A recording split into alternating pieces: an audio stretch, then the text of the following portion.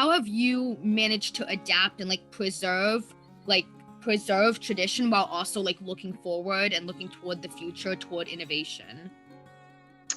Well, that's another interesting question. And that's another kind of part of the magic, because there's something about the book itself, the paper text, that has a life of its own, a mystery of its own, that defies technology. So we've had all the ebooks and the blah, blah, blah, and the Amazon, the reader, and all that stuff, right? And everyone predicted the death of the book and the death of the independent bookstore, but we're more successful today than we've ever been, even in a global pandemic.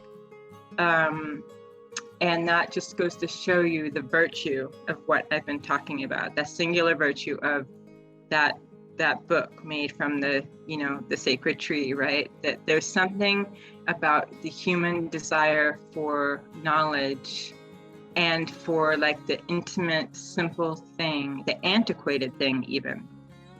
It's counterintuitive, but people like books now more than they ever did because of technology. All this stuff that is,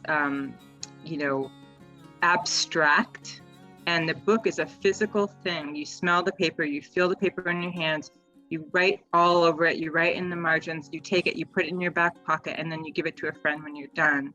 And it has a soul. It's almost like a human being. It has a soul, it has a tangible presence. It's not abstract, it's not the technological thing. And I think there's a hunger, it's a comfort now to people, because of the other way that we're all traversing with AI and all that other stuff. There's something that feels really even more sacred about the book. During the pandemic, we're stripped of so much social interaction, going out, a lot of the kind of superficial distractions that keep people preoccupied were stripped away.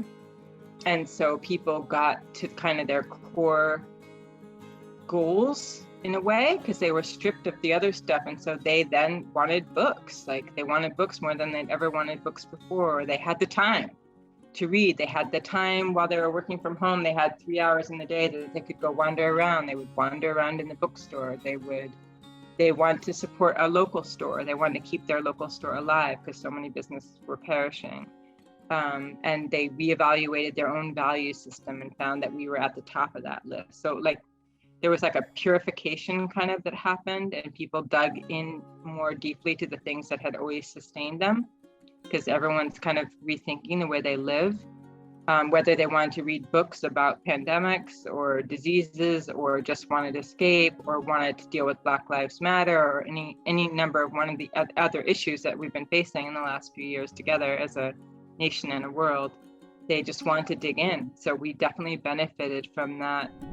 10 years or 15 years ago, there was a pressure to sell ebooks or do all of that, and that just kind of died. I mean, that's not a real thing, but for us anyway. I mean, and I always encourage people to do both. If you want to be on a plane and you want to read on your Kindle, I have no problem with that. I mean, do it all. I think we can all do it all. You do what you need to do in the moment.